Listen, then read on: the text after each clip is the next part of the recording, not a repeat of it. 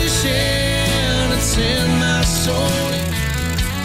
Welcome to the Salt Strong Podcast, disrupting fishing entertainment as you know it. Prepare to laugh. Prepare to get to know fishing legends in a whole new and unfiltered way. And on occasion, you might even learn a thing or two about fishing. Here's your host, Joe Simons. Like diamonds. Hello and welcome to the Salt Strong Podcast. My name is Rich Natoli. I'm hosting this show today, and it's going to be a cool one. I am joined by Salt Strong ex-fishing coach, head of tackle, Justin Ritchey, and we are going to talk about his trip north to get away from the southern species and target one of the biggest targets in the mid-Atlantic and Northeast, striped bass. So with that, Justin, welcome to the podcast. Good to talk to you. What's going on, my man? How are you? I'm jealous. I saw your video, and I target these striped bass, but you decided as a southern-based fisherman, you were going to come up and partake of the absolute mayhem and fun of the striped bass spring migration up in the mid-Atlantic. So I can't wait to hear all about that. Dude, it's underrated. You know, there's a lot. I mean, admit it, Rich. Like, I'm sure a big part of you wants to come down and target giant 40-inch snook and big bull redfish and 100-pound tarpon, and that's cool. I've been fortunate enough to have that most of my life here in Florida. I've been targeting those species for 15, 20 years, and you know, I never really stopped to think what goes into targeting giant striped bass. Like, I see that they're huge. I know you can get them on lures and topwater and all kinds of stuff, and it always looked cool. But I have a close friend of mine that grew up in New Haven, Connecticut, and he plans an annual trip back for a couple days every summer. Or really, like, let's say you got your spring and our summer, and our seasons are a little different north and south. But he planned a trip up, and he invited me. He said, come hang out with me, crash with a buddy. We're going to go and poke around Long Island Sound, Connecticut River, bounce around a little bit. We have access to a 25-foot boat. I said, all right, cool. Let me check it out. And I'll tell you what, dude, it is the coolest fishery. And I'm coming from somebody that I've got 30 different species inshore, offshore down here in the Southeast. I loved doing that trip. That not only was a great company, but it was just, man, it's good food up north. It is giant fish eating artificial lures that you can see in areas that, like, the topography and the whole fishery, it's just so different than what we have down south. So I'm happy to go into it, talk in depth about what I learned on this trip, kind of what it felt like, right? Because the cool thing about fishing trips and super memorable fishing trips is it isn't just the big fish, it's the whole experience. And I encourage you, whether you're local to the Northeast and you target these migrating fish, or you fish them in the backwaters, which I know, Rich, we talked about a little bit, or you've never done it at all, go experience it. Just go and see what it's like. It's something I'm going to keep with me the rest of my life. I'm over the moon for that trip, and I'm happy to talk about it. Yeah, it's a whole different thing. And I'll tell you one thing. You know, you mentioned that you want to go and target these big striped bass. I've never targeted the bull red. So actually in 3 weeks, I am heading down into the Chesapeake to do that. Yeah. I'm looking forward to that one. But to your point, you need to experience the striped bass run and the migration blitzes that go on, because you know, we have a lot of people that live here in the mid-Atlantic, and they don't experience it. They think they experience it because they go to the beach and they nail them for a day, you know, the one day out of the month that you're in the right spot at the right time and you get the right fish right in front of you. And that's awesome. But there are different ways to experience it. The running gun on a boat is absolutely insane. You know, jumping on a sod bank in the back marshes and pulling in a 40-pounder is just mind-blowing. Surf fishing for them, I mean, yeah, that's for many people, that's the pinnacle. If you can surf cast and pull one of those big striped bass, that's really the top of the line. You know, you pull a 50-pounder from the surf, and you've accomplished something that most people will never accomplish in their life. But I like the idea of going out and looking for the experience and experiencing it in different ways. You know, if you've only fished the suds, when you're on that boat and all of a sudden you're in the middle of 2 miles of menhaden getting blitzed, that's a whole different level of excitement, adrenaline, and experience when you're on the water. You kind of imply this, but this is very true. I might have been spoiled on this trip. Because having never done it before and not really knowing what to expect, and then having an incredible trip where we probably caught over 10 fish that were 35, 40 pounds in one night. And I don't have perspective to know the frequency or infrequency in which this happens and the regionality of where it happens throughout the Northeast, from, let's say, Virginia all the way up through Maine. It's very, they're migratory fish. So like you said, they pop up in certain areas and not others. This was a vacation specific to target the big striped bass, like fishing Connecticut River and having that 5 to 10 minutes away from where we were staying. And the Connecticut River being a historic area for just pogies reproducing and tons of pogies stacking up in the river, and targeting giant striped bass on topwater in less than 10 feet of water. Yeah. That's really what that section, what I learned, that's what that area is known for. But these bass, I didn't even begin to touch the western end of Long Island Sound. We only fished one section of Long Island there at the south called Plum Gut and Plum Island. And then the mecca of where we ran, which we'll get into in this call, is fishing out on the east end right at Block Island. And, if we're just talking about targeting these fish, I had all different types of weather conditions over a 4-day span. And it was the first week of June I went up. So it was June 1st through the 4th. Most of the days were bluebird skies and no wind the first week of June. And that sounds amazing. And I would have loved that down here in Florida. Like, everything would have been going off with those conditions. But what I learned the first day, we had a lot of fog. First day fishing Connecticut River, it was a ton of fog. Couldn't see 25 feet in front of you in the river, and we're putzing around like a little Carolina skiff or a little Boston whaler that we had as a buddy's boat. And my friends saying, "Hey, you actually really like this fog. You want this overcast. You want a little drizzliness when you're throwing topwater to these fish. You don't want bluebird skies." Right. And yeah, for topwater fishing down south for redfish, that's true. But low light conditions and calm water tend to get fish really happy down south. And the first day or two in the Connecticut River, it was tough. There were no pogies to be found anywhere throughout the sound, throughout the river, all the 6-7 different areas that we bounced around with my friend who's fished it his whole life. He was like, "Hey, it's a different fishery when it's a little cloudy, you got a little bit of wind chop, and you got pods of pogies everywhere." And we didn't have any of those conditions. Right. So we scraped away. We got a couple nice 10-pound bluefish on topwaters. You understand that it is an adjustment to throw a 9-inch topwater, having never thrown one before.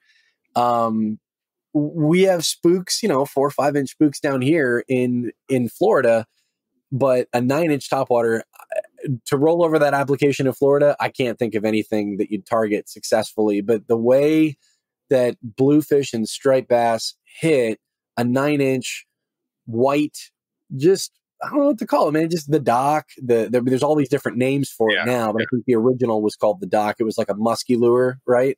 These fish, they just annihilate it. They have no fear over the size of that plug. It's not intimidating to them. Either they're going to knock it 10 feet in the air, or there's going to be a 20-pound fish that comes behind it and toilet bowl flushes it. Yeah. Like, it's so different. I was not prepared. I hooked one that was probably 20 pounds or so, and I wasn't paying attention because you just get mind-numbingly throwing that topwater and working it until you hear kadoosh, and I'm like, "What was that?" Yeah. He's like, "Oh, that was probably like a mid to upper size bass." I was like, "They get bigger than that?" Like, I hooked them for a second, but after the first day, I was pretty much hooked. I was like, "Okay." The pizza was great in Connecticut. The food's great. Company's great. I hooked one good fish that I didn't even land, but I saw what it could do. And from that point on, I was like, all right, we're going to spend every waking moment, morning and night, while I'm up here targeting giant fish. Oh, yeah. So the Connecticut River is one type of fishery. And what I learned the next day, we hopped in a 25-foot Seacraft. The guy we were staying with, he's got a couple different boats, and we scooted across the Sound, which was 20 miles from Connecticut River to Plum Island and Plum Gut. And I'm looking at the map when I'm heading across the Sound, and I'm talking to the guys on the boat. It's flat calm, again, like clear bluebird skies, no wind, flat seas. And I'm looking at the topography of the map, and I'm losing my mind seeing things go from 40 feet to 70 feet to 90 feet to 120 to 50 to, it's just like canyons. Yeah. Like the Sound, there's nothing like that I would consider that inshore or in a bay down in the Southeast. You don't have that type of topography. And I love jigging offshore for grouper and snapper and heading to 700 feet for golden tilefish and, black belly rosefish and all kinds of crazy stuff. And I'm asking the guys like, man, you guys don't jig out here in 150 feet, 250, 300 feet? They said, nope. I said, why? Have you never tried? You ever tried dropping a jig, like a big metal jig? He said, yeah, if you want to catch sea robins. And that's mind blowing to me that fishery, that there isn't really a fishery that exists in that type of topography. And then when we got over to Plum Gut and I see things drop out to 250 feet, and then on the inside hump up to 70 to 90 and then 50, that type of gradient change has to pile up bait fish and therefore predatory fish, but they don't hang out in the deep stuff. I learned they hang out in the 40 to 80, 90 foot range, within that range. Right. And we went over and we jigged for a bit, dropped some eels on a 3-way rig. It's kind of reminded me of fishing Boca Grande down here in Southwest Florida. So Boca Grande is like tarpon capital of the world. There's just hundreds and hundreds of tarpon that migrate through this pass that drops out to 70, 90 feet. And there's tons of boats everywhere in a pretty small area with really fast moving water. But you have unique ways of targeting those fish in that area. And it seemed kind of similar there at Plum Gut. Like we were using metal jigs. We're trying to slow pitch. And some guys are just yo-yoing any old metal silver jig, trying to imitate a squid, a flying away pogie, all kinds of things. And we caught a couple little fish, like 25 to 28 inch bass. We caught 3 or 4, and that was cool. But I had gear way too heavy for that. Like I had my slow pitch gear, like I'm going to fish for 40-pound gag grouper here in Florida. I didn't know what to expect. Some of the guys were jigging like just spinning gear. And I think one person on the boat caught like a 20-pounder, like a 35, 38 inch fish. That was pretty cool. But it was tough. I mean, we're looking at 5 mile an hour current or more through that cut. And after we'd made 15 or 20 drifts, the sun's going down. It's like 6:30 or so at night, 7 o'clock. And I hear the guys just chattering amongst themselves. Like, where are we going to go? What are we going to do? How are we going to make the most out of this trip? And I have no perception of what cornfield looks like, what, Montauk or Block Island or wherever. I have no idea what these rocks and reefs and fisheries are like seasonally. But the guys kept, murmuring amongst themselves, and they finally all got this like kind of maniacal look in their eyes and just started nodding, like that really that creepy Jack Nicholson smile. Like, yeah. I'm like, what are we doing? And they said, we're going to Block. We're going to Block, going to Block. And everybody starts chiming, we're going to Block. And they start beating their chest. And I'm like, I don't understand why or where this is. And I'm like, okay, I'm on the boat. It's not like I'm going to swim to shore.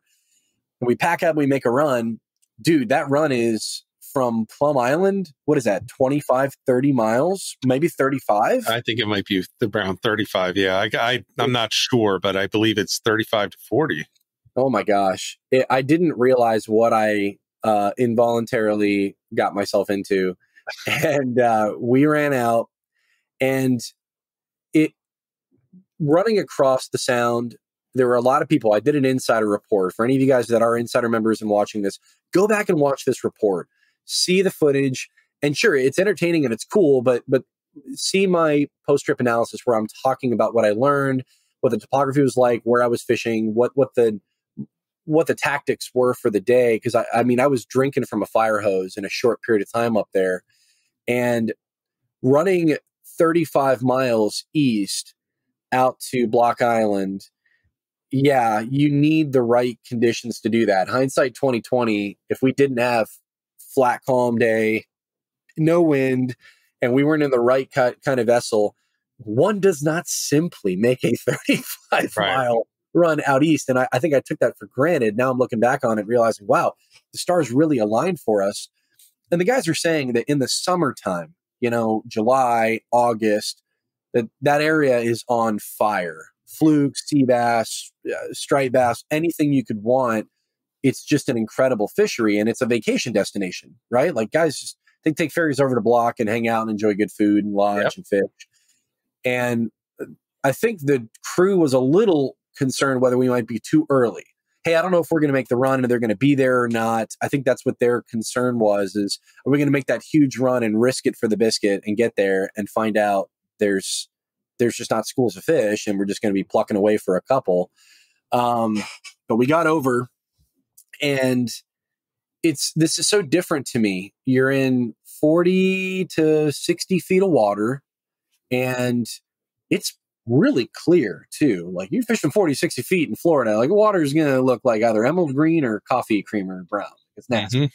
But there it's pretty. And apparently it's reef. You're fishing reef, like rocky bottom and a couple foot elevation changes. And there's squid, there's eels, there's scup. There's a whole fishery. It's a whole ecosystem out there.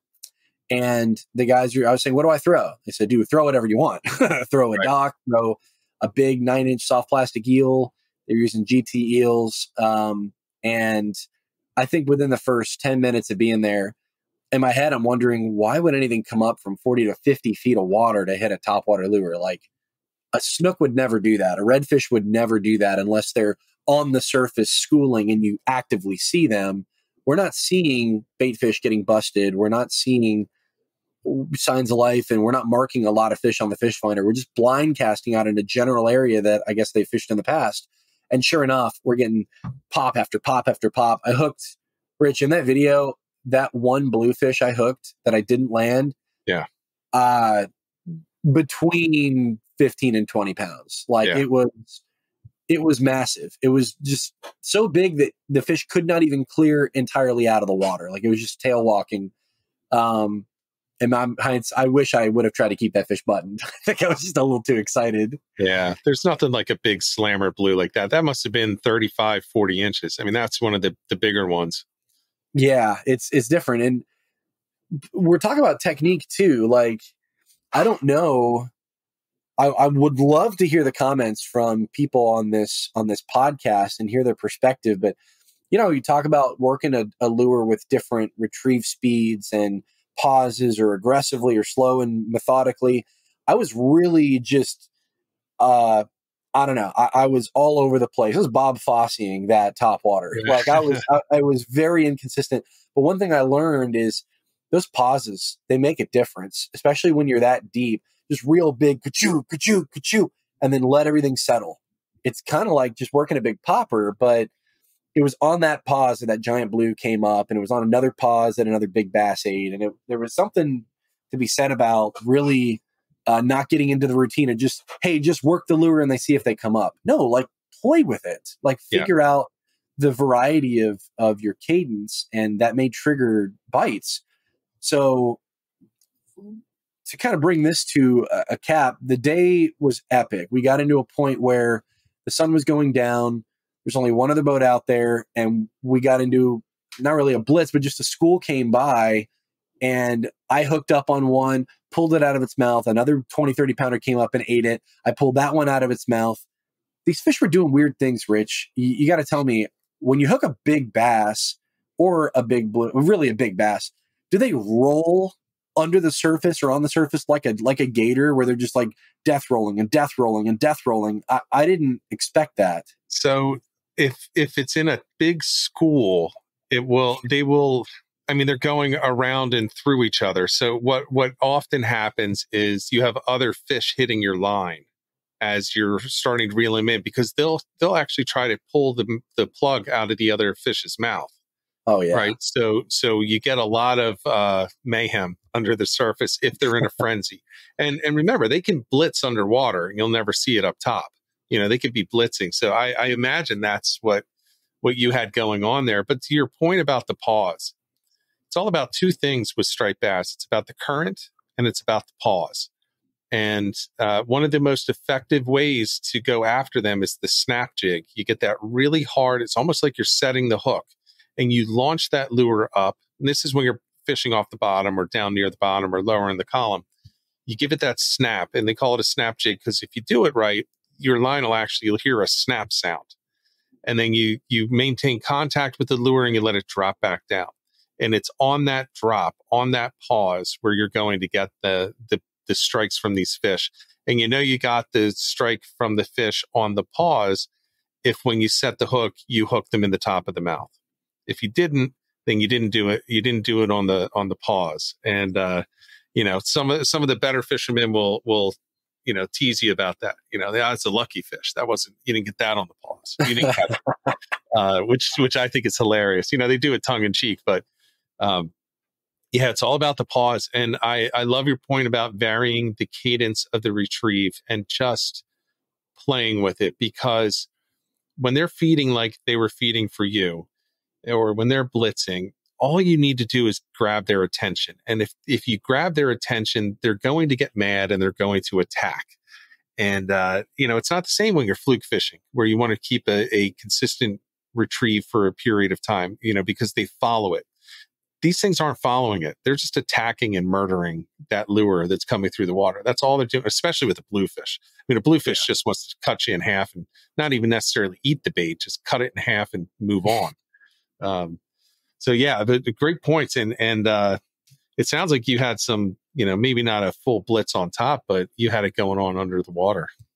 Yeah, we switched things up. I finally hooked into and landed one solid fish.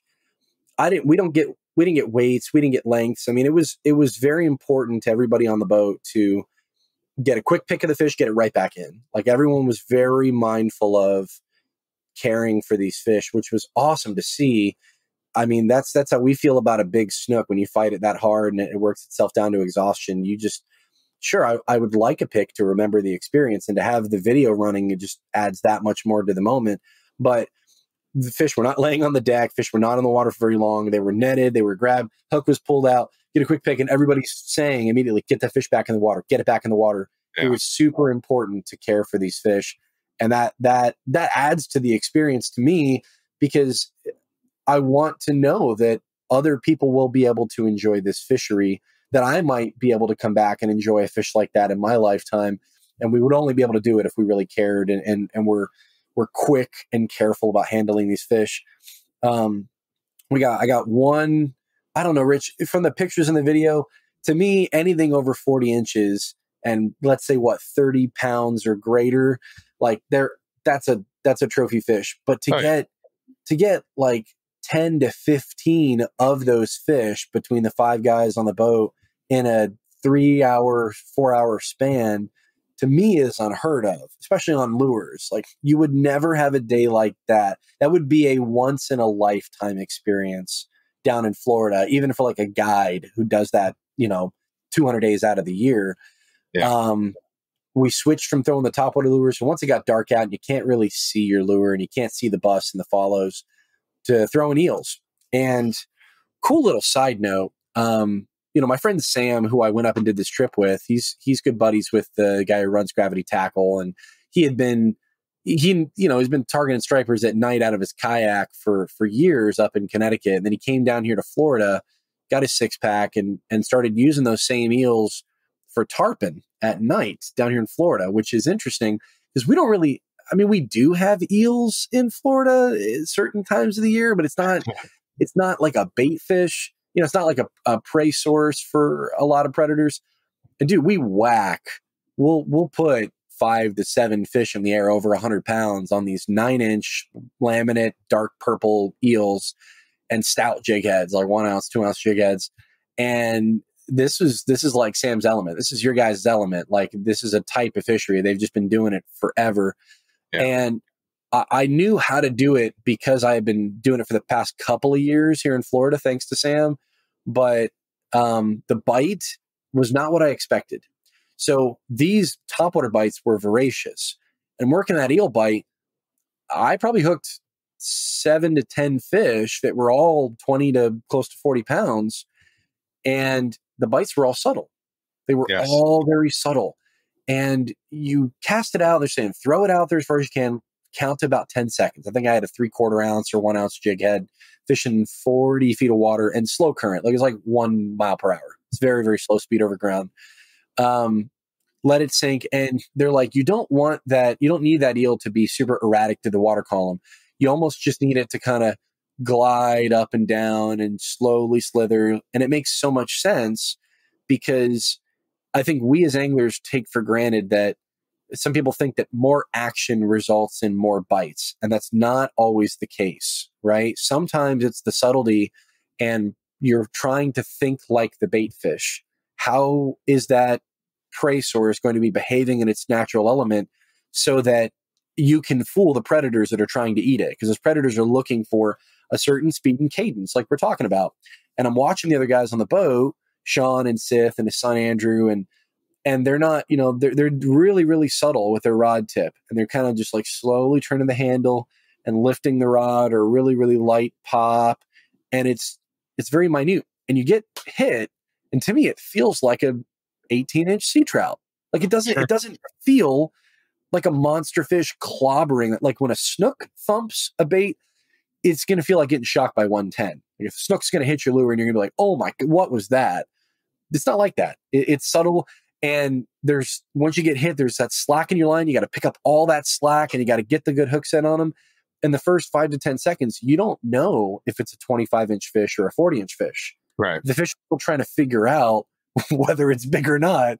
But dude, I mean, you could hear it in my voice. It was incredible. I'm inspired now to want to go back and once a year try to replicate that. I may spend the next 5 to 10 years and not be able to recreate a moment like that, but it was so special that I understand why it's such a big deal for everybody in the Northeast to chase these fish. And even if you aren't chasing, these big breeding and migrating striped bass throughout whatever region of the Northeast, they're just a special species. Like they're so unique. They do remind me of guys that come from up north and come down and catch redfish and snook. They're kind of like, yeah, it's like a mix between a red and a snook. They have different characteristics. They feed differently. They orient themselves to structure and current, kind of like a snook, but they cover great distances. And they're not afraid to hit a big lure, which just makes me super giddy. Like, that's so cool. Yeah, you'd be surprised at what size striped bass will go after a 9, 10, 12-inch lure. I mean, you're talking 18 inchers are hitting foot-long lures that are out there, hard lures. But to your point on the bites, you can't tell whether you caught a rat 18-incher or you caught a slot, 28, 30-incher, or you caught a 50-pound fish. I pulled in, now it wasn't 50 pounds, I don't think. I didn't take it out of the water. My personal best was this year from the kayak, and I caught it on a 5-inch, just soft plastic, and it hit like any other fish. They all hit the same. And I set the hook, and that's, as you said, that's where you start to figure out, okay, what do I have? Because you have no idea. And the smaller ones will typically give you the more aggressive, frenetic pace on the fight. And the big ones will just kind of be like, no, I'm going in this direction, try to stop me. No, now I'm going in this direction, try to stop me. I had this thing, man, I slammed it and it didn't move. And I'm like, oh, is that a snag? I know that's not a snag. And then it started to very slowly move. And then it started to move very, very fast. And took a while to get it up there. And I actually didn't want to bring it out of the water. I only had a 20-pound leader on it. Wasn't sure that I wasn't even sure I'd get it to the kayak. I got it there. Its tail was hitting the rudder. I have a 13.2 a big water from Old Town, so it's over 50 inches. It was not a 50-pound fish, though. I can tell you that. But man, that fight on that thing was crazy. Now, I want to know, though, how do you compare the fight, a big bull red with one of those big striped bass? Because that's a big topic of conversation between myself, the guys that I fish with, and everybody that catches bull reds that we've talked to. So I don't know. I think there are a lot of variables to this because it's not an apples to apples comparison. Depending on where you target and hook each fish, whether it's shallow water, deep water, current, no current. Overall, in my opinion, I think redfish still fight harder and still pull more drag and faster. Yeah. Snook they're not a fair comparison in terms of the fight. I think the behavior of stripers are more similar to snook, in my opinion, and how they like they're picky. They feed and then they don't feed. They orient structure in current. They ambush prey sometimes like that. They're more similar to the behavior of snook. They fight more like a redfish, but the striped bass that I hooked, they would run and they'd pull some drag, and then they'd shake their head and they'd pull some drag. And you hook a redfish, and it's like someone runs a conveyor belt and then stops and runs another conveyor belt, zzz, zzz, and they just go and go and go. And they're similar in that fight aspect, but I think that redfish will pull more string pound for pound. Again, we're talking, I had one good day, dude, so maybe that's not fair, but I don't know what it would be like to hook a 40-pound fish in 7 feet of water off a sod bank. Like, you know, in really shallow water, these fish were in 40 feet of water and there was no current. They could have run down on me, but they didn't. They kind of just stayed up on the surface and just kind of milled around a little bit. But I've hooked some redfish in shallow water that they run out so far. I mean, shallow, I'm talking like 1 to 2 feet. Okay. Like my biggest red was last year on the power prawn. It's like 44 inches. And he ran out so far across the flat that all that line was in the water. And I had so much additional drag that I couldn't really tell at that point. Is it the fish? Is it all the extra line in the water? There's too many variables to really make that statement. Put my tally down for redfish fight a little harder, but you're not going to get redfish on lures like that. You're not going to have that same experience where you're actively fishing a lure and you can see these fish come up and bust. Like I would trade spending a year targeting bull redfish. I would rather spend a year targeting giant striped bass when the season's hot, knowing I can get them on lures and knowing I can get more of them in a day than doing the redfish game. So I got to give you guys that. That's really my reasoning for wanting to come back up north. Yeah. Okay. So I'll see you in the fall when it's actually better fishing in the fall. The fall run is much better, at least in the New Jersey, Southern New York area. It's much better. I want to see fish skyrocket through pogey pods. Like I've never seen that. Like I didn't get to experience that. I just experienced a good thick school of fish and we were on them at the right day, right time. But yeah, the guys will say like, hey man, you wait till the pogies show up. It's a whole different type of fishery. It's totally different. It's really insane. It's bananas. But we'll have to get you up here in the colder weather and see how you fare. I'll survive. We'll get you in a kayak and then we'll be catching them in the 10 feet of water, real close to shore. But man, when they come in and you go on that Nantucket sleigh ride and they're just pulling you across the bay, that there's nothing like that. That's just a feeling and a half. Oh, love that. Well, Justin, thank you for coming on. We're about at the time here, but we'll get you back on when I get you up here in the fall and we can get on some of those fish. We'll have to try the kayaks and then we'll have to go out on a boat so we can compare the two. But thanks for coming on. I really appreciate it. Everybody, thank you for tuning in. And until next time, get out there, get on the water, get some tight lines. 'Cause fishing, it's in my soul, it was pain.